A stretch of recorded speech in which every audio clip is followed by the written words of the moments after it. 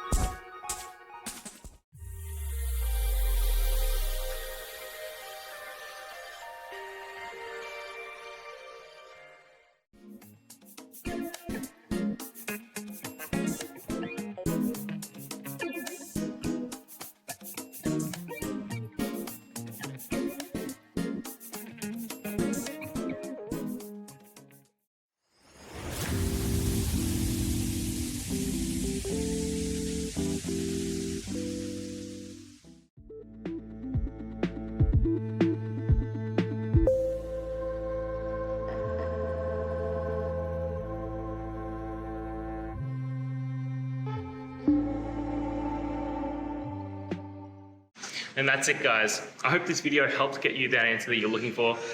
Now, I'll see you next time. Please subscribe for more question and answer videos. And if you have any more, please just shoot them through in the comments. Have a good one.